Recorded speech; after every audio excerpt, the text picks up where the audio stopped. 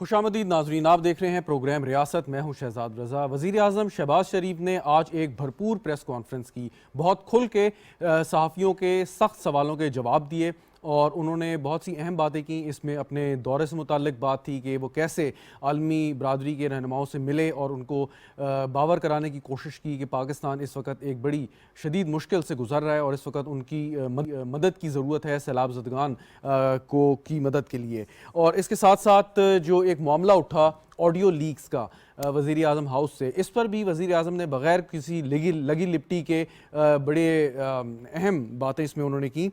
और इसके बाद उन्होंने कहा कि एक आला सतह की कमेटी बनाई जा रही है, लेकिन उनका ये सवाल एक बहुत अहम था और बड़ा अहम उनका एक जुमला कि इस ऑडियो लीक्स के बाद कौन वज़ीर आज़म मिलने आएगा और बात करेगा। इसके साथ इमरान खान साहब को भी उन्होंने आड़े हाथों लिया सहाफ़ियों के सवाल के जवाब में। और वज़ीर आज़म साहब का कहना था कि इमरान खान की ख्वाहिश थी या इरादा था कि पाकिस्तान डिफ़ॉल्ट हो जाए और इमरान खान से मोहसिन कुश इंसान उन्होंने अपनी ज़िंदगी में नहीं देखा। ये वज़ीर आज़म साहब ने कहा, जिन्होंने ना सिर्फ पाकिस्तान को तबाह करने की कोशिश की बल्कि फ़ौज को भी तकसीम करने की कोशिश की। ये सारी बातें अपनी जगह पे, लेकिन इस वक्त यकीनन मुल्क एक बहुत ही मुश्किल सूरत हाल से दो चार है। मुआशी सूरत हाल हमारी पहले ही कमज़ोर थी और रही सही कसर इस सैलाब ने पूरी कर दी। अब इस सारे चैलेंजेस में इसहाक डार साहब की एंट्री हुई है, उन्होंने हल्फ उठा लिया है सेनेटर का और अब वो वज़ीर ख़जाना के तौर पर पाकिस्तान इस हुकूमत में सर्व करेंगे। इसहाक डार साहब की जो परफॉर्मेंस है माजी की, वो किसी से ढकी छुपी नहीं है। उनके नाक़दीन भी उन मुतारफ़ हैं कि वो जो पाकिस्तान की मईशत है उसको बहुत बेहतर समझते हैं और इस जो एक बहरानी कैफियत है तो इसहाक डार उन चंद लोगों में से हैं जो इस बहरानी कैफियत से मुल्क को निकाल सकते हैं। उन्होंने बावजूद उस दौर में जब डॉलर स्ट्रॉन्ग हो रहा था, उन्होंने रुपए की कदर को गिरने नहीं दिया। इस पे भी एक डिबेट है, सही किया गलत किया, लेकिन उन्होंने रुपए को स्टेबल रखा। इससे पहले जब पाकिस्तान ने न्यूक्लियर टेस्ट फायर किए, उसके साथ इसहाक डार साहब वज़ीर ख़जाना के तौर पे उन्होंने कई अहम फ़ैसले लिए और उस वक्त भी बहरानी कैफियत से मुल्क को निकालने में उनकी बड़ी कोशिशें हैं। तो अब आए हैं, बड़ी हाई होप्स हैं इसहाक डार साहब के साथ लोगों की भी, पाकिस्तान मुस्लिम लीग नवाज़ की, PDM की हुकूमत की, कि वो इस आखिरी साल में हुकूमत के जब इलेक्शन से पहले मुआशी सूरत हाल इतनी बेहतर कर देंगे, आवाम को तो फ़ायदा होगा लेकिन इसका सियासी फ़ायदा भी मुस्लिम लीग नवाज़ और इत्तेहादी जमातों को होगा। इस पर गुफ्तगू करेंगे। हाफिज़ ताहिर खलील साहब मुझे जॉइंट स्टूडियो में, सीनियर सहाफ़ी हैं, ब्यूरो चीफ हैं रोज़नामा जंग के, बहुत शुक्रिया हाफिज़ ताहिर खलील साहब आपका। डॉक्टर खाकान नजीब साहब मुझे वीडियो लिंक पे ज्वाइन कर रहे हैं, माहिर मुआशियात हैं, डॉक्टर साहब आपका भी बहुत शुक्रिया। इब्राहिम खान साहब पाकिस्तान तहरीक इंसाफ के रहनुमा हमारे साथ मौजूद हैं। इब्राहिम खान साहब आपका भी बहुत शुक्रिया। कुछ देर में निसार चीमा साहब भी हमारे साथ मौजूद होंगे, मुस्लिम लीग नवाज़ के रहनुमा हैं। इब्राहिम खान साहब, आपसे मैं आगाज़ कर लेता हूँ गुफ्तगू का। एक आला सतही कमेटी, तहकीकाती कमेटी बनेगी, वो ऑडियो लीक्स के हवाले से बात करेगी। इससे पहले मुस्लिम लीग नून की ये जो टेप्स आई हैं, इससे पहले तहरीक इंसाफ की भी कई ऑडियो टेप्स सामने आई हैं, लेकिन ऑडियो टेप्स को आपके ख्याल में सियासी इशू बनाना चाहिए या बेहतर है कि इसको उसी अंदाज में देखें, टेक्निकल ग्राउंड्स पे देखें कि ये कैसे हुई है, कोई सिक्योरिटी लैब्स है या वैसे किसी ने कोई शरारत कर दी है? मैं समझता हूँ ये कॉम्बिनेशन है दोनों चीज़ों का। सिक्योरिटी लैब्स को भी जो है डेफिनेटली उसको लुक इनटू होना चाहिए इस मामले का। और अगर इस किस्म की कोई ऐसी कन्वर्सेशन उसमें होती है जिनके। इब्राहिम खान साहब, आपकी आवाज़ ब्रेक हो रही है, मैं दोबारा आपसे रब्ता करता हूँ। हाफिज़ ताहिर खलील साहब उसको भी। जी, इब्राहिम खान साहब सुन सकते हैं मुझे? दोबारा इब्राहिम खान साहब से रब्ता करते हैं। हाफिज़ साहब, आपसे ये सवाल कर लेता हूँ कि एक बड़ी हैरान कुन और परेशान कुन एक ये सूरत हाल सामने आई है जिस पे लेकिन वज़ीर आज़म साहब ने कोई इसमें अपोलोजेटिक नहीं रहे, उन्होंने खुल के बात की है कि ये बड़ा गलत मामला है और इसके हल नहीं, जाहिर है कि ये बहुत सीरियस इशू है और सिक्योरिटी ब्रीच हुआ है इसमें, इस इशू में। इसमें बहुत से सवालात उठ गए। प्राइम मिनिस्टर ने भी आज ये सवाल उठाया है कि अगर ये सूरत हाल रही और इस तरह की जो है प्राइम मिनिस्टर हाउस अनसेफ रहा तो कौन प्राइम मिनिस्टर से गुफ्तगू आएगा और कौन यहाँ पर बात करेगा, और उसे हमेशा ये खौफ और ख़दशा रहेगा कि वो उसकी बातचीत जो है रिकॉर्ड ना हो रही हो। लेकिन इसमें कई सवालात उठ रहे हैं कि क्या ये कोई बगिंग डिवाइस लगाई गई थी क्या ये टेलीफोन टैपिंग हुई है, क्या इसे कौन लेकर आया, और ये टाइमिंग जो है ये एक बड़ा फैक्टर है कि इस वक्त ये वक्त किस तरह मुंतखब किया गया इसको ऑडियो लीक्स के लिए। तो ये बहुत से सवालात हैं जो अब इस कमेटी को देखने हैं। JIT भी बनी हुई है, वजारत दाखिला अपने लेवल पर भी तहकीकात कर रही है। लेकिन एक बात जो तय है वो ये है कि ये कोई टेलीफोन टैपिंग नहीं है, क्योंकि गुफ्तगू हो रही है कमरे के अंदर, एक रूम में गुफ्तगू हो रही है, प्राइम मिनिस्टर बैठे हुए हैं, उनके स्टाफ के लोग बैठे हुए हैं, आपस में बातचीत हो रही है जिसे टैप किया गया है। और अगर ये कहा जाए कि वहाँ पर कोई डिवाइस फिट थी, तो मैं इस बात को इसलिए मैं समझने से कासिर हूँ कि प्राइम मिनिस्टर का ऑफिस सुबह जब खुलता है उससे पहले डीबगिंग होती है, उसको स्वीप किया जाता है, और इंटेलिजेंस ब्यूरो के लोग जो हैं उसकी डीबगिंग करते हैं। जब प्राइम मिनिस्टर का ऑफिस बंद होता है तो उस वक्त भी डीबगिंग होती है, ताकि उसको सुबह के वक्त खोला जाए तो उसी सूरत में उसको मिलना चाहिए। और बाज़ औक़ात ये दिन में 2-3 दफ़ा होती है कि प्राइम मिनिस्टर उठे हैं, कहीं दूसरी मीटिंग में गए, उसको बंद करना है ऑफिस को, दोबारा उसकी डीबगिंग होगी और फिर बंद कर देंगे। पूरा एक SOP है इस पर। देखिए ये इस तरह की बात नहीं होती। तो इसमें बहुत से सवालात जो हैं वो ये पैदा हो रहे हैं कि आखिर ये कौन सी डिवाइस थी कि जिसने कमरे की गुफ्तगू को रिकॉर्ड किया, और उसके लिए एक डार्क वेबसाइट का इंतखाब किया गया, और उसकी बोली लगाई जा रही है फिर बातचीत की ओपनली कि ये बातचीत जो है वो फ़रोख्त की जाएगी। और फिर कौन लोग हैं जो खान साहब को जो हैं ये प्रोवाइड कर रहे हैं।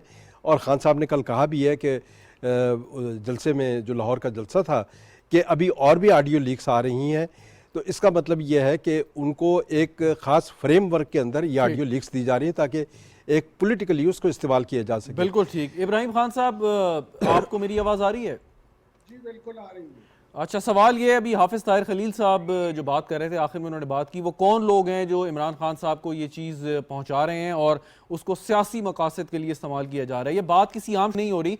अगर शौकत तरीन साहब की भी ऑडियो लीक हुई थी तो शौकत तरीन साहब उस वक्त किसी सरकारी मनसब पर फाइज नहीं थे, वो एक आम शहरी थे, एक प्राइवेट सिटीज़न के तौर पर वो गुफ्तगू कर रहे थे। लेकिन इस वक्त मामला जो है वो वज़ीर आज़म हाउस का, बल्कि आज वज़ीर आज़म साहब ने कहा कि रियासत पाकिस्तान का है। तो ये थोड़ा सा ज़रा अगर आप एक्सप्लेन कर सकें।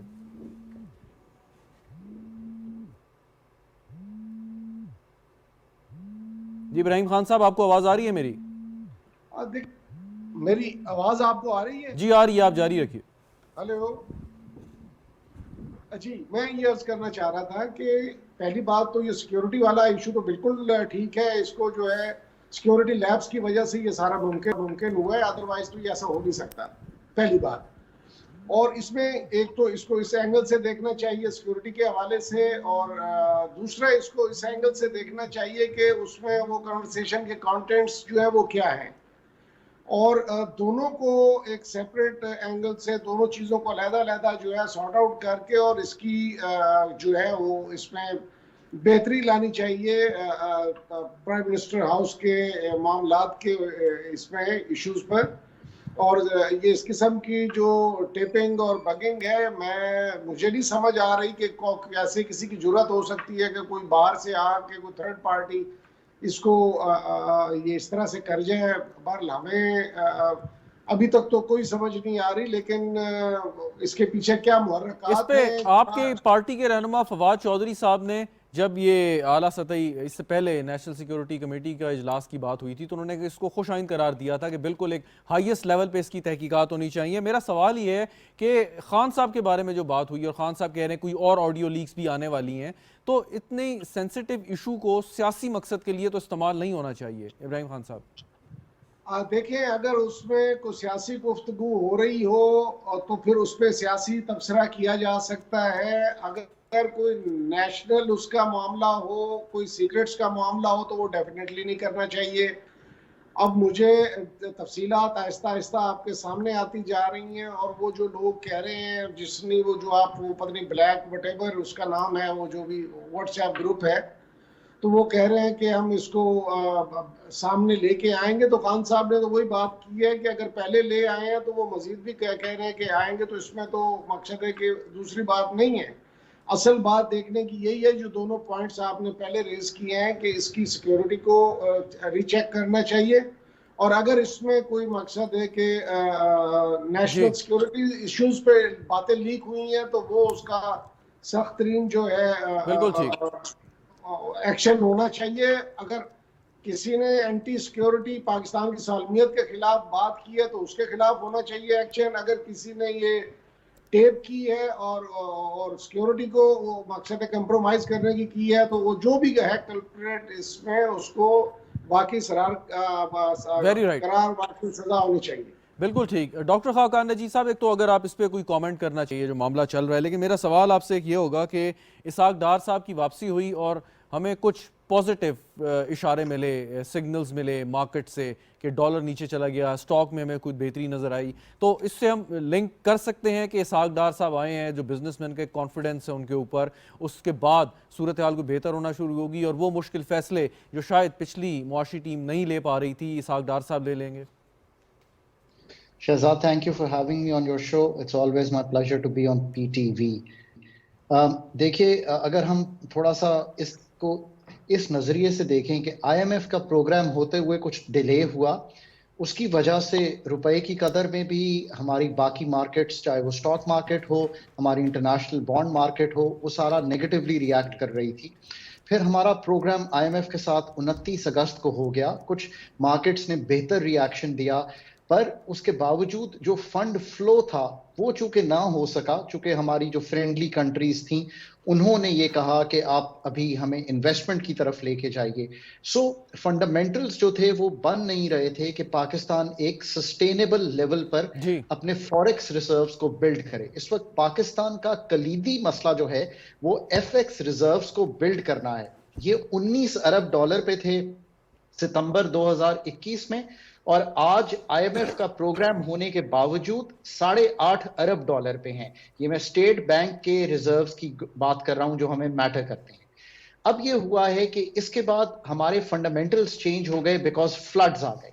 अब फ्लड्स के आने की वजह से एक और हमें डिस्टर्बेंस हुई, बट जो इस वक्त परसेप्शन है जिसकी वजह से आपने थोड़ा सा रुपए की कदर में भी बेहतरी देखी, मार्केट्स भी फिर रिवाइव होना शुरू हुई, जो इंटरनेशनल बॉन्ड है उसका भी रेट थोड़ा सा बेहतर हुआ, वो उसकी कई वजूहात हैं। एक तो यह है कि थोड़ा सा आपका सेंटिमेंट चेंज हो गया है। सेंटिमेंट इसलिए चेंज हुआ है कि कुछ आपको एक नई टीम आ रही है और उस टीम ने हमेशा ज्यादा कॉन्शियस रही है वो टीम विज डॉलर। सो ये ख्याल किया जा रहा है कि रुपए की कदर में गिरती हुई सिचुएशन है उसको रोका जाएगा। दूसरी एक चीज बड़ी जरूरी ये हुई है कि दुनिया भर में तेल की कीमत जो है वो $80 से नीचे चली गई है। शहजाद, ये बहुत मैटर करता है पाकिस्तान को। पेट्रोलियम प्रोडक्ट्स जो हैं वो तकरीबन 30% हैं इंपोर्ट्स का। अगर इस 30% में कुछ कमी आती है, यानी कि 23-24 अरब डॉलर हमने इंपोर्ट करना है, उसमें कुछ बेहतरी आती है, तो एक रुपए का जो प्रेशर है वो वैसे ही टूटता है। जो रुपए की कदर है उसमें इस्तेकाम इसलिए आता है कि जो डॉलर की हमारी सप्लाई है वो इस तरह बेहतर होती है कि डिमांड कम हो जाती है। एक तीसरी चीज पे भी मुझे कमेंट कर लेने दीजिए कि वो ये हुआ है कि वर्ल्ड बैंक और ADB ने आपको कुछ पैसे प्लेज कर दिए हैं और उम्मीद है कि ये फंड्स अक्टूबर में आना शुरू हो जाएंगे। राइट। सो ये है ओवरऑल सेंटिमेंट बिल्डिंग जो कि पिछले दिनों में आप बिल्कुल चाहता हूँ। निसार चीमा साहब ने भी नाज़रीन में ज्वाइन किया, पाकिस्तान मुस्लिम लीग नवाज के सीनियर रहनुमा है। चीमा साहब, बहुत शुक्रिया ज्वाइन करने का। अभी गुफ्तगू हो रही थी कि आज वज़ीर आज़म साहब ने जो एक बड़ी भरपूर प्रेस कॉन्फ्रेंस की, एक तो ऑडियो लीक्स के ऊपर जो बात उन्होंने की है, लेकिन इसके साथ उन्होंने इमरान खान साहब को भी बड़ी कड़ी तनकीद का निशाना बनाया। उन्होंने कहा जी कि इमरान खान साहब चाहते थे कि पाकिस्तान डिफ़ॉल्ट कर जाए। मैं इस पर चाहूँगा बात करें कि क्या यही वजह थी कि PDM ने समझा कि इस वक्त हुकूमत का जाना ज़रूरी है? देखिए, वो तो एक तबाही का रास्ता था जिस पे हम जा रहे थे। 4.25 साल का जो सफ़र है वो आपके सामने है। वो तनज़ली का सफ़र है, तबाही का सफ़र है। तब्दीली के नाम पे मुकम्मल तबाही थी, मईशत समेत हर शोबे की। आप सिर्फ ये देखें, 2 शोबे देखें, मईशत देखें और अखलाकी कदरों का शोबा देखें। जितना नुकसान इन दोनों शोबों को उन 4.25 साल में हुआ है, इतना हमारी तारीख़ में कभी नहीं हुआ। देखें, छोटे मोटे ये है कि कोई गैर मुतात अल्फाज इस्तेमाल कर जाते थे लोग, वर्कर्स भी कभी कर जाते थे, मुकाहिदीन भी कभी उनके मुंह से निकल जाते थे, लेकिन ये तो ऐसे है कि मुनज़्ज़म तरीके से लोगों को बद अखलाकी सिखाई गई, बद ज़ुबानी सिखाई गई, गालम गलोच सिखाया गया। और ख़ुद ये है कि जो उनके PTI के वर्कर्स के जो रोल मॉडल हैं, खैर से मोहतरम इमरान खान साहब, जो ज़ुबान उन्होंने इस्तेमाल की है अपने मुखालफिन के लिए, और ये है कि उलमाए किराम को भी नहीं बख्शा। मौलाना फजल रहमान के बारे में उनका अंदाज़ तखातुब आपके सामने है, यानी सबके उल्टे सीधे नाम रख कर ये क्या अंदाज़ है, यानी ये कि ये आप सिखा रहे हैं। देखें, अरबी का एक मकूला है कि अन्नास वला दीन मुलूकिहिम, लोग अपने हुक्मरानों को, अपने लीडरों को फॉलो करते हैं, तो उनके जो वर्कर्स हैं उन्होंने ज़ाहिर इमरान खान को फॉलो करना है। क्या वो सिखा रहे हैं लोगों को? फिर यह है कि आपको याद है कि जिस तरह उन्होंने यह है कि सिविल नाफरमानी की काल दी, लोगों को यह है कि कानून शिकनी पे उकसाया, सही, और PTV पे हमले, पुलिस पे हमले, पार्लियामेंट पे हमले आपके सामने। और सच्ची बात यह है कि देखें, मईशत भी संभल जाएगी, बाकी शोबे भी संभल जाएंगे। सबसे ज़्यादा ख़तरा इस बात का है कि अखलाकी कदरों का जो जनाजा उन्होंने निकाला है उसका क्या बनेगा, उसका अजाला कैसे होगा। ये बहुत बड़ा एक क्राइसिस है। मैं लेकिन समझता हूं। आज वैसे हम देखते हैं कि वज़ीर आज़म साहब इतने ज़्यादा सख्त बातें नहीं करते अपने सियासी मुखालफिन के बारे में, लेकिन आज जो उन्होंने प्रेस कॉन्फ्रेंस और सवालों के जवाब में खान साहब को आड़े हाथों लिया है।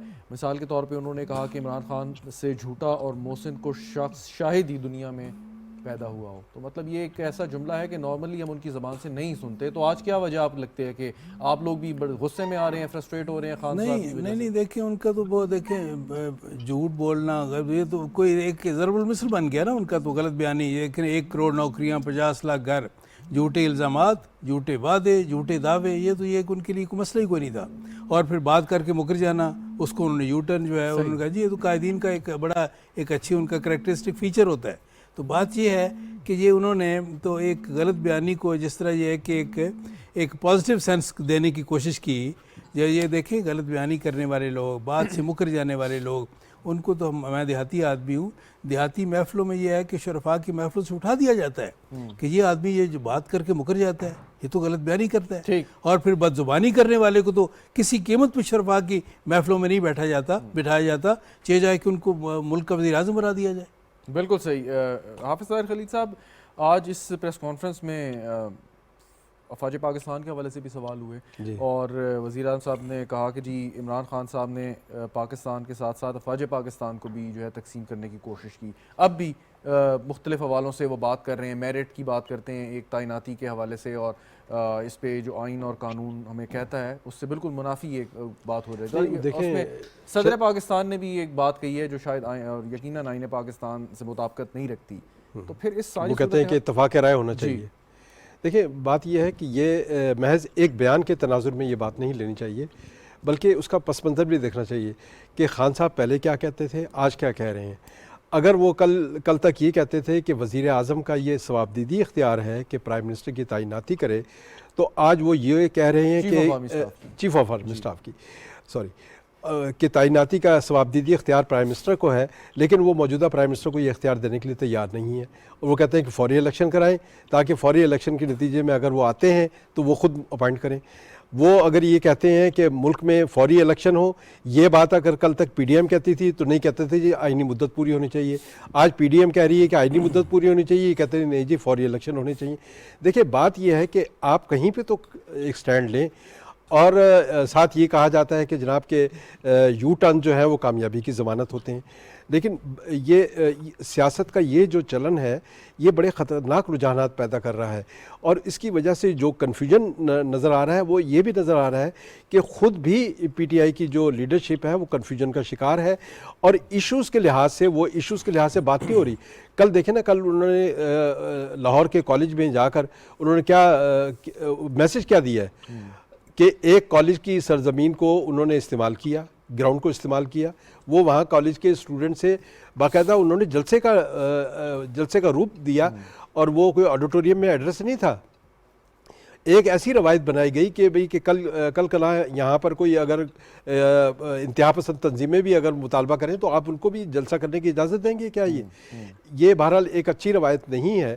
तो हमें देखना भी ये पड़ेगा कि मुल्क का जो मौजूदा सियासी नक्शा है उसको बेहतर बनाने के लिए क्या लाहेअमल होना चाहिए। मेरा ख्याल है डार साहब आए हैं, और वो अपने तजर्बे की रोशनी में भी, और जो पाकिस्तान को दरपेश बड़े चैलेंजेस हैं जिसमें सैलाब का एक बड़ा मसला है, डोनर्स कॉन्फ्रेंस आ रही है, फिर IMF के साथ जो सख्त शराइत हैं, देखें डार साहब अपनी एक नई डॉक्ट्राइन भी लेके आ रहे हैं इकनॉमिक मैनेजमेंट की। उसमें मिफ्ता इस्माइल की जो एक कहा जाता है कि ये जो नाकामी थी, उसमें एक ये था कि वो IMF की तमाम शराइत को पूरा करते जा रहे थे, जिसकी वजह से बोझ सारा आवाम पर मुंतकिल हो रहा था, और उसी वजह से पाकिस्तान मुस्लिम लीग का जो वोट बैंक था वो भी बड़ा मुतासिर हो रहा था, क्योंकि आम आदमी मुतासिर हो रहा है पंजाब में। तो अब डार साहब की जो इकनॉमिक मैनेजमेंट है उसमें IMF के साथ उनके साथ निगोसिएशन भी होंगी, और निगोसिएशन के नतीजे में कुछ इम्कान यही है कि हालात जो हैं कुछ नॉर्मल होंगे और लोगों को सहूलतें मिलना शुरू हो बिल्कुल ठीक, बिल्कुल ठीक। इब्राहिम खान साहब, इसहाक डार साहब की वापसी है, और जैसा भी हाफिज़ ताहिर खलील साहब कह रहे थे कि IMF के साथ रीनिगोशिएट करके और बेहतर शराइत के साथ उनके साथ मुआहिदा जो अभी चल रहा है उसको रिवैम्प किया जाए ताकि अवाम पर बोझ ना जाए। और यही सबसे बड़ी अभी डिमांड जो मुआशी हालात में पाकिस्तान तहरीक इंसाफ की भी थी कि IMF से रीनिगोशिएट करें इन हालात में, ख़ास तौर पे सैलाब के बाद। तो आप समझते हैं कि डार साहब इसमें कामयाब हो जाएंगे?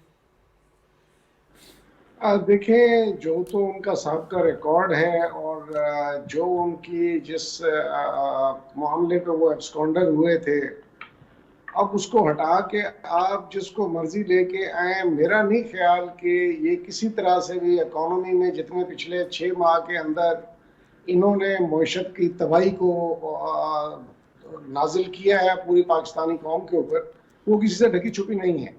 लोगों की चीखें निकल रही हैं, दिन के तारे दिखा दिए हैं लोगों को, बिजली को ले लें, पेट्रोल को ले लें, name any commodity, edible goods को उठा के देख लें।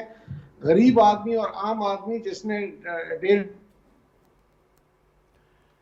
जी इब्राहिम खान साहब, आपकी आवाज़ का कुछ मसला है, लेकिन एक बात यह भी है कि पिछले हफ्ते में रिकॉर्ड कमी हुई है महंगाई में। तो उनके इसमें मतलब जो ठीक है कि मुश्किल हालात हैं, बहुत मुश्किल हालात हैं, लेकिन अब एक आपको सिम्त नज़र नहीं आ रही कि बेहतरी की तरफ चीज़ें जा रही हैं? पिछले हफ्ते की देखें महंगाई की शरह जिस अंदाज में कम हुई है। देखिए, मैं बता देता हूँ, इनको किसी आइंस्टाइन को लाने की जरूरत नहीं है। बड़ा सिंपल सा, मैं पहले कई दफा कह चुका हूँ, एक हमारे इकोनॉमिस्ट भी इसमें हमारे साथ महवे गुफ्तगू हैं, तो मैं ये बता रहा हूँ कि आपके मुल्क के मामला क्यों खराब होते हैं। बेसिकली जब आपकी आमदन से आपके अखराजात बढ़ते हैं तो अखराजात को मीट करने के लिए आपको उधार लेना पड़ता है। आप या तो अपने अखराजात कम कर लें या अपनी आमदन बढ़ा लें। इस वक्त आपके पास एक गोल्डन अपॉर्चुनिटी है। रशिया ने आपको ऑफर किया है 30% पे, आपको वो तेल सस्ता, गंदम ऑलरेडी दे रहा है, गैस देने के लिए तैयार है, तेल सस्ता देने के लिए तैयार है। आप रशिया से अगर सस्ता तेल उठा लें, $33 बिलियन की आप ऑयल एंड गैस की सालाना इंपोर्ट है आपकी, आपको $10 अरब बच सकता है। आप तो $1-2 अरब के लिए जो है पांव पड़े हुए हैं, कभी IMF के, कभी किसी के। सीधे रास्ते पे क्यों नहीं चलते? हमारा क्या ताल्लुक है पेट्रो डॉलर के साथ के 22 करोड़ आवाम को हमने जलीलो ख्वार करके उनकी जिंदगी अजीरन कर देनी है, लेकिन हमने अमेरिकी गुलामी से नहीं निकलना, और हमने जो है अपने मुल्क के लोगों का नहीं सोचना जिन्होंने वोट देके हमें यहाँ। जी, इस पे बड़ी आसानी से नून लीग वाले या हुकूमत के सवाल कर सकते हैं कि जी उस IMF की या गुलामी की जो बात कर रहे हैं, तो उस एग्रीमेंट में आप गए थे, अगर IMF में जाते उस वक्त, खैर आपका इस पे जो भी जवाब होगा, कई दफ़ा ये जवाब मिल भी चुका है। खैर एक वक्फा मुझे लेना है, डॉक्टर साहब आपकी जानिब, वक्फे के बाद मैं आता हूँ। नाज़रीन वक्फा लेते हैं, वक्फे के बाद हाजिर होंगे।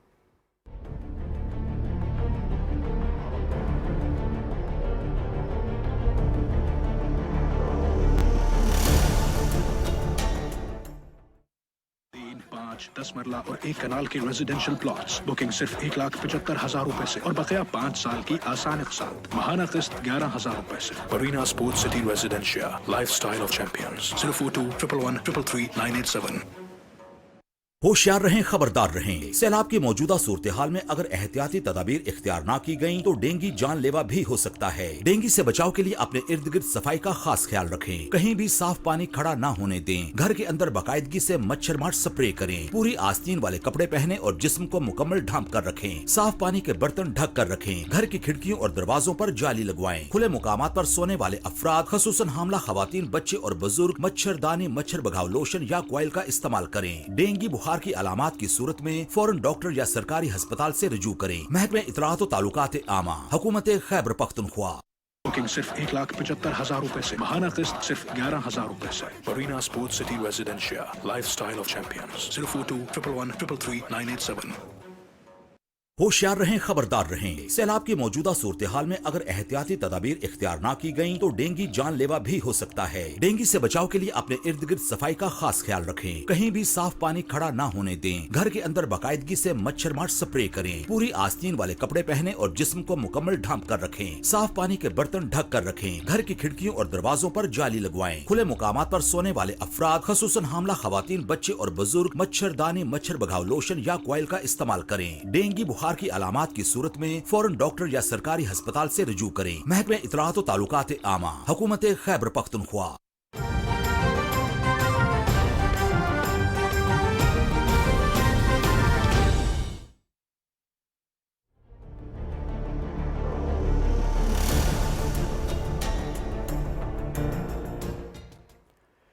प्रोग्राम में एक बार फिर खुशामदीद नाज़रीन। बात कर रहे हैं वज़ीर आज़म की आज प्रेस कॉन्फ्रेंस और इसहाक डार साहब की वापसी की। वज़ीर आज़म साहब ने आज बड़ी खुल के प्रेस कॉन्फ्रेंस की, जिसमें ऑडियो लीक से लेके सियासी मामलात तक और मईशत को किस तरीके से हुकूमत बहाल करने की कोशिश कर रही है, और उनके अभी जो अक़वाम मुत्तहिदा का दौरा था उस हवाले से खुल कर उन्होंने बात की और बड़े तीखे और तेज़ोतंद सवालात के जवाब दिए। इस पर गुफ्तगू हम कर रहे हैं। हाफ़िज़ ताहिर खलील साहब, निसार चीमा साहब, डॉक्टर खाकान नजीब साहब और इब्राहिम खान साहब हमारे साथ मौजूद हैं। डॉक्टर खाकान नजीब साहब, अभी इसहाक डार साहब के हवाले से मैंने आपसे सवाल किया था। आपने एक डिटेल से तफसील बताई कि इस वक्त पाकिस्तानी मईशत की हालत क्या है और किस किस तरीके से हम इसको फेस कर रहे हैं, चैलेंजेस को।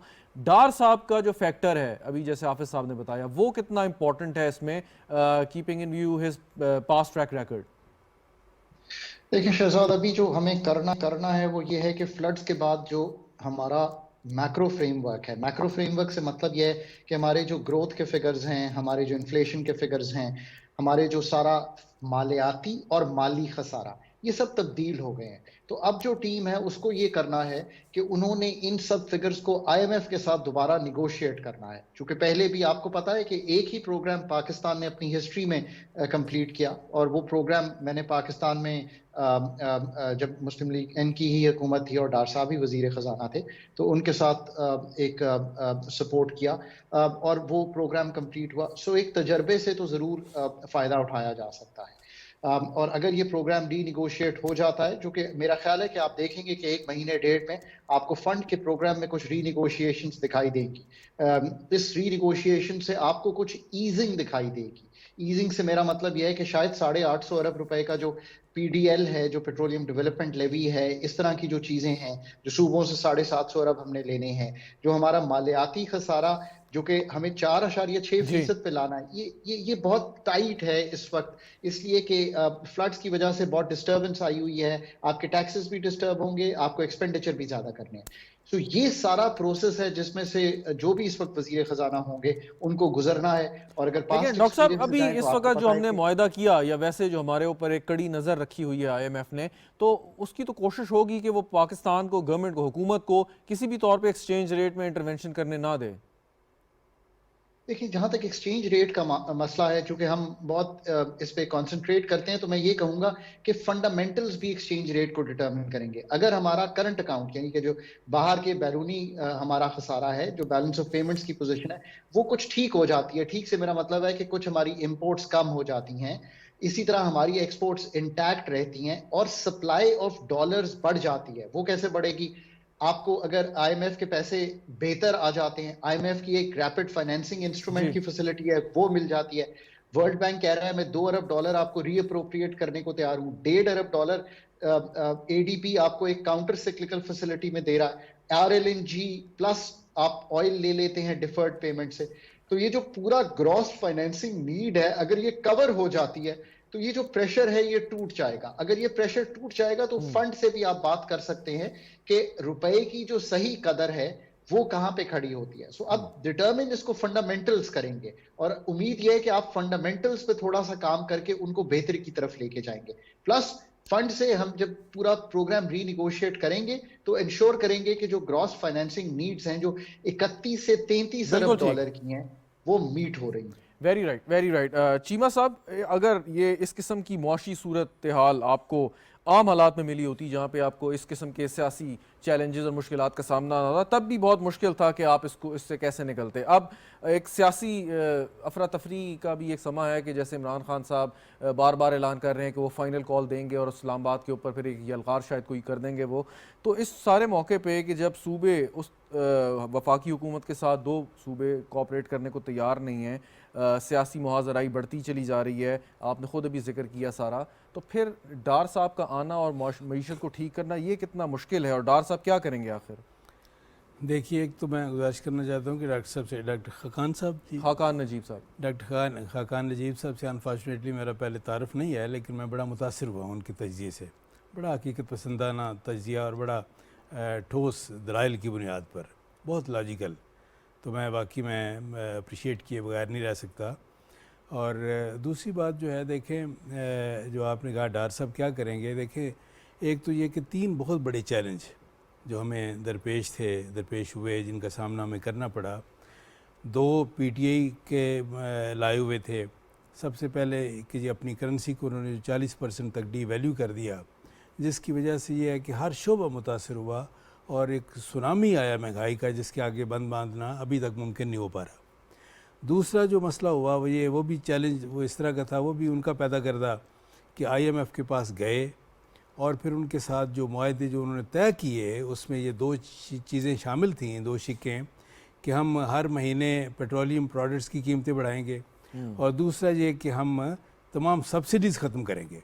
जब ये दोनों चीज़ें करने का उन्होंने एक फ़ैसला कर लिया, उनके साथ एक एग्रीमेंट उनका एक तय हो गया एक तरह से, तो फिर यह है कि नेचुरली वो सैलाब तो महंगाई का आना था। तीसरा ये कुदरत की तरफ से हुआ, ये है कि ये वो अपने ये हमारी अपनी भी इंसानी गलतियां हैं, कोताहियां हैं जी बिल्कुल, इसमें एक्ट्स ऑफ ओमिशन भी हैं, एक्ट्स ऑफ कमीशन भी हैं, जिसकी वजह से ये सैलाब की इस कदर अनप्रेसिडेंटेड तबाहकारियाँ हुई। ये तीसरा बड़ा चैलेंज था।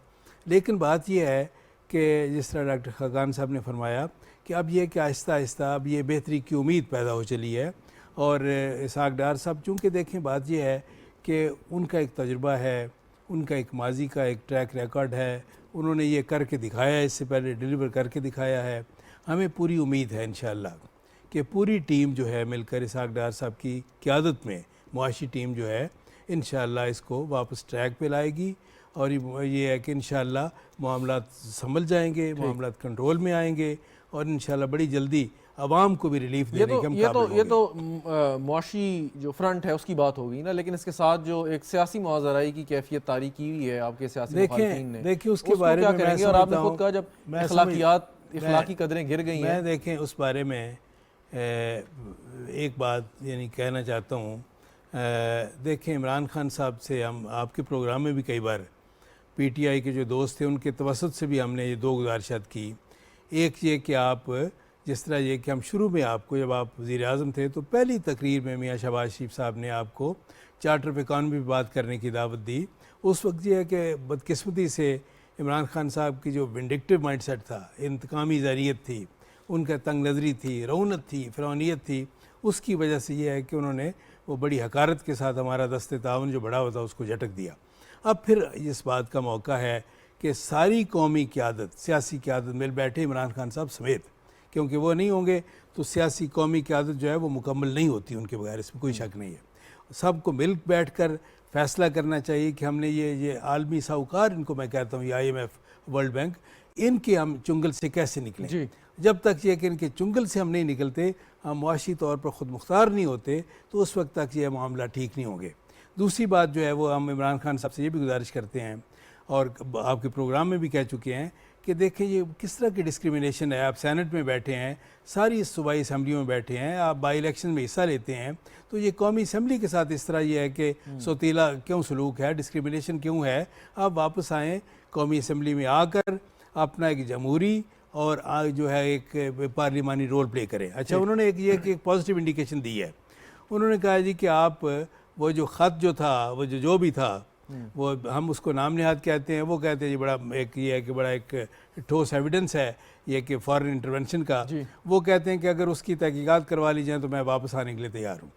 वैसे मैं समझता हूँ, मेरा नुक्ता नज़र, ज़ाती नुक्ता नज़र ये है कि ये इमरान खान साहब की ये शर्त मान लेनी चाहिए हुकूमत को और यह है कि तहकीकात करवानी चाहिए ताकि दूध का दूध पानी का पानी हो। और वाकई है कि इसमें कुछ नहीं निकलेगा, यह है कि ये वाकई अल्टीमेटली वही होगा कि खोदा पहाड़ निकला जुआ। अच्छा, आपको इस बात का यकीन है कि अगर तहकीकात हो जाएं और कुछ ना निकले फिर भी इमरान खान साहब वापस आ जाएंगे? जी, वो चूंकि कह रहे हैं कि जी मैं आ जाऊंगा, तो ये है कि ये बिल्कुल तहकीकात होनी सुप्रीम कोर्ट से करवाएं, इस्लामाबाद हाई कोर्ट से करवाएं और उनको वापस आना चाहिए। और ये है कि दूसरी बात ये है कि उनको अपना भी मुहासबा करना चाहिए। लेकिन उसमें मैं एक सवाल पूछ लूं साथ ही आपसे, इसी को मिला के आप जवाब दे दीजिएगा। एक तो ये कि इस पे आपके मुल्क के जो बड़े मौसर इदारे हैं उन्होंने आला सतह पे तहकीकात की और फिर सुप्रीम ऑडियो लीक्स के हवाले से बात नहीं, ये तो बात चली गई। अच्छा, वो साइफर की चीमा साहब की बात पे। और उसके बाद जब डेप्यूटी स्पीकर की रूलिंग वाला केस सुप्रीम कोर्ट के पास था तो उन्होंने मुस्तरद कर दी उनकी रूलिंग और यही कहा कि इस पे बात हो चुकी है। जी देखिए शहजाद, बात यह है कि पार्लियामेंट में उनकी वापसी जो है ये उनकी अपनी मजबूरी भी है, क्योंकि आने वाले दिनों में कुछ इतने इम्पॉर्टेंट फैसले होने वाले हैं जिसमें उनका पार्लियामेंट में बैठना बहुत ज़रूरी है। और वो ख़ुद भी उधर देखें, उनकी सफ़ों के अंदर ऐसे लोगों की तादाद बहुत ज़्यादा है जो कहते हैं कि पार्लियामेंट में वापस आएँ। आप देखें कि इरशाद जो कराची के MNA थे उन्होंने लेटर लिखा कि जनाब मेरा इस्तीफ़ा ना दिया जाए। मोहम्मद मियाँ सुमरोन ने लेटर लिखा कि जनाब मेरा इस्तीफ़ा मंजूर ना किया जाए, मैं तो वापस जाने के लिए तैयार हूँ। उनके लोग ख़ुद भी कह रहे हैं कि आने वाले दिनों में जो फैसले, मसलन इलेक्टोरल रिफॉर्म्स होनी है, ये खान साहब की अपनी ये उनका इनिशिएटिव होना चाहिए कि पार्लियामेंट में बैठेंगे तो इंतखाबी इस्लाहात जो हैं वो उनकी मर्ज़ी की भी हो सकती हैं, अपनी मर्ज़ी का जो पॉइंट ऑफ व्यू है वो भी उजागर कर सकते हैं। फिर उसके बाद जाना है इलेक्शन की तरफ। इलेक्शन से पहले एक काम और होना है केयर टेकर्स का। अगर केयर टेकर्स में ये अपोजिशन में बैठेंगे, वहाँ पर इमरान खान अपोजिशन लीडर होंगे तो बात इनकी सुनी जाएगी, वहाँ पर बात उस मौजूदा अपोजिशन की नहीं सुनी जाएगी। तो इनका बैठना, इनके अंदर भी ये प्रेशर बढ़ रहा है कि हमें पार्लियामेंट की तरफ जाना चाहिए ताकि जो फैसले होने वाले हैं उसमें हम शरीक-ए-कार बने, और ये वक्त का तकाजा भी है। फिर तीसरा जो डार साहब के हवाले से भी जो बात हो रही थी, देखिए एक अनफिनिश्ड एजेंडा है डार साहब का जो वो छोड़ के गए थे 2017 में, वो था जिसके डॉक्टर साहब ने भी निशानदेही की है कि चार्टर ऑफ इकोनॉमी, और उसके लिए वो तैयारी भी कर रहे थे कि जिस तरह से COD आया यहाँ पर मई 2006 में, इसी तरह से पॉलिटिकल पार्टीज़ एक इत्तेफाक राय करें मुआशी पॉलिसियों पर, ताकि यहाँ पर सरमायाकारी के बारे में एक जो बदएतमादी की फ़ज़ा है सरमायाकारों की वो ख़त्म हो और उनको पता चले कि पाकिस्तान में सस्टेनेबल पॉलिसियाँ जो है मुआशी पॉलिसियाँ चल रही हैं, उनकी सरमायाकारी ख़तरे में नहीं आ सकती हुकूमत की तब्दील होने से।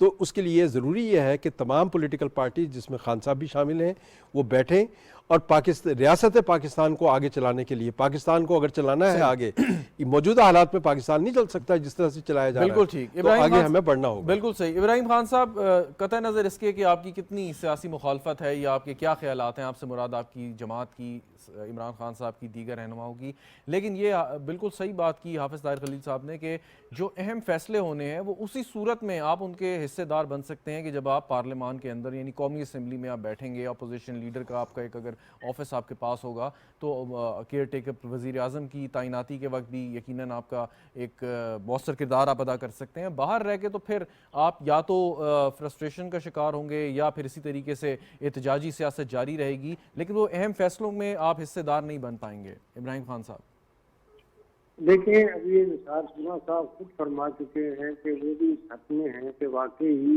जो है इसका वो जो ब्लेटेंट इंटरफेरेंस का जो लफ्ज सलामती कौंसिल के उसमें 2 दफा आ चुका है, उसमें तहकीकात हो जाए तो खान साहब ने कहा मैं असेंबली में आने के लिए तैयार हूँ। अब उस पर आगे चीमा साहब फरमा रहे थे कि जी वो उसमें निकला पहाड़ खोदा पहाड़ निकला चूहा वाली बात जो है वो शायद ये समझ रहे हैं कि इसका भी शायद इन्वेस्टिगेशन जो है वो इलेक्शन कमीशन को दे दी जाए, तो शायद फिर वाकई ऐसे हो जैसे ये फरमा रहे हैं। अगर किसी प्रॉपर एजेंसी के पास का चला गया तो वाकई ही, क्योंकि ये पाकिस्तान 47 में नहीं, लेकिन देखें चीमा साहब ने एक जाती राय दी, खान साहब, इब्राहिम खान साहब, चीमा साहब ने एक जाती राय दी। देखिए, अगर मुझे बुलाना है शो पे तो मेरी बात पूरा करें आप। Always great deal of respect. नहीं, मैं तो आपसे ही सवाल कर रहा हूँ सर। बात तो करने दिया करें ना आप। जी आप बात मुकम्मल करें, लेकिन मैं एक सवाल पूछ रहा था, आप मुकम्मल करना चाह रहा हूँ ना। जी आप प्लीज मुकम्मल करें।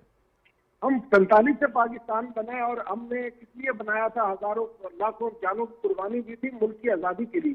और अब भी हमने अगर फॉरेन एजेंडे पे चलना है और फॉरेन डायरेक्शन से इस मुल्क को चलाना है तो फिर इस तरह मुल्क नहीं चला करते, और फिर यही हाल होगा जो हो रहा है इस वक्त। मैं फिर कह रहा हूं कि आपके पास जब रशिया से पेट्रोल लेने की 30% मौजूद है, आप क्यों जा रहे हैं? एक चीज आपको 70 रुपए में मिलती है, आप कह रहे हैं मैंने 100 रुपए में लेनी है, तो आप मुल्क को सीधी सीधी जो है आप खुदकुशी की तरफ लेके जा रहे हैं और फिर कहते हैं। चले मैं ये डॉक्टर खाकान नजीब से भी सवाल कर लेता हूँ। एक सवाल सुन लीजिए ठीक नहीं होने। इब्राहिम खान साहब, एक सवाल सुन लीजिएगा सोचना पड़ेगा। जी। अब एक सवाल सुन लें। निसार चीमा साहब ने तो कहा कि अगर इमरान खान साहब का ये मुतालबा है तो ये मुतालबा उनका पूरा कर देना चाहिए ताकि उनके कौमी असम्बली में वापस आने की राह हमवार हो। आप लेकिन पहले कहते आए हैं कि जी हमें किसी किस्म की इस हुकूमत के ज़रिए कोई इन्वेस्टिगेशन कबूल नहीं है। अब अगर खान साहब कहते हैं जी कि उस पर तहकीकात कर लें तो ये कुछ अजीब सी एक कॉन्फ्लिक्टिंग स्टेटमेंट है।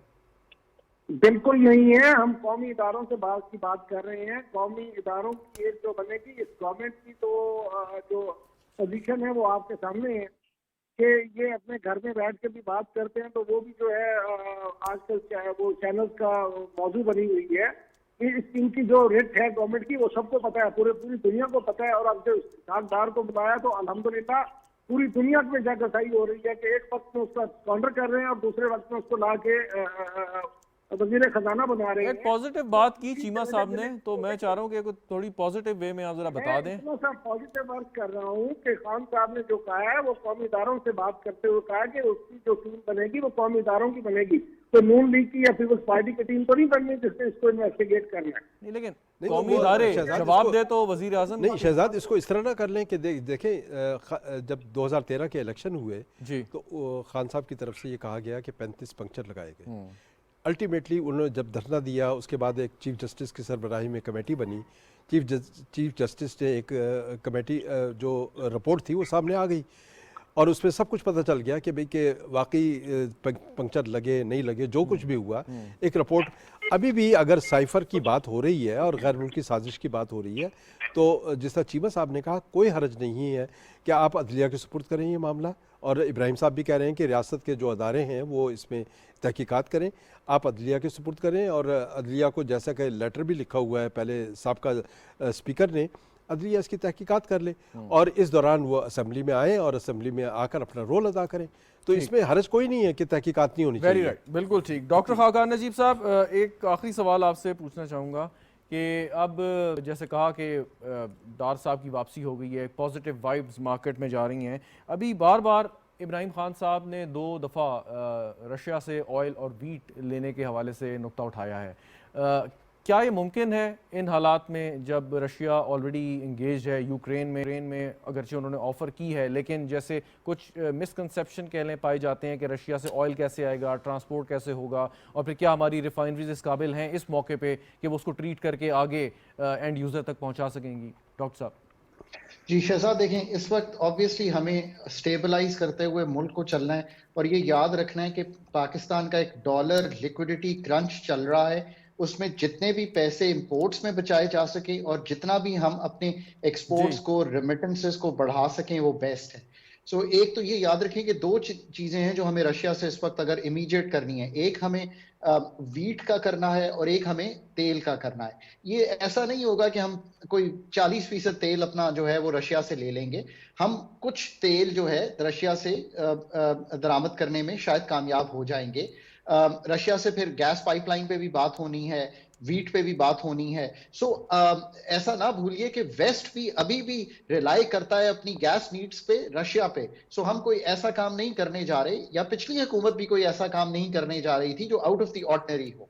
सो अगर हमें कुछ ऐसी कीमतों पर ये दोनों चीजें मिल जाती हैं तो हम जरूर कर सकते हैं और हमें करना चाहिए।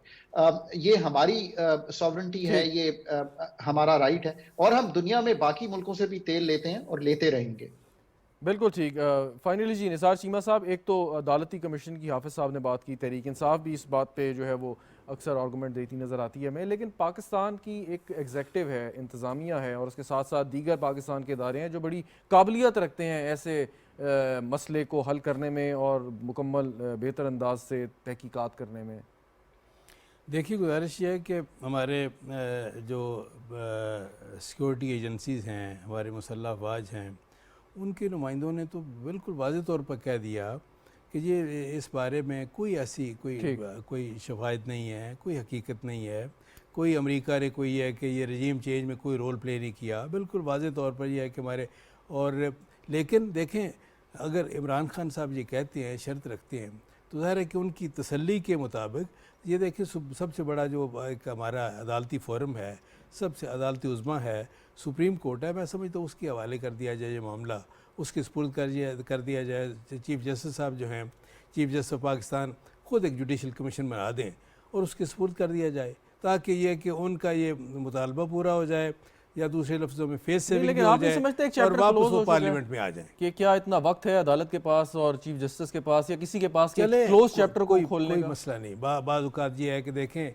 बाज़ औक़ात ये है कि एक अहम जमात के वो कायद हैं, ये है कि उनकी एक फॉलोइंग है, उनको मैं जिस तरह मैंने कहा कि सारी सियासी कौमी क़यादत को मिल बैठना चाहिए, पार्लियामेंट में आना चाहिए, और ये है कि अगर उनका ये मुतालबा है तो मैं समझता हूँ मुतालबा पूरा करने में कोई हर्ज नहीं। बहुत शुक्रिया निसार चीमा साहब, हाफिज़ ताहिर खलील साहब, डॉक्टर खाकान नजीब साहब, इब्राहिम खान साहब हमारे साथ मौजूद थे। नाज़रीन, आपने सुनी, प्रोग्राम देखने का शुक्रिया, इजाज़त दीजिए, खुदा हाफिज़।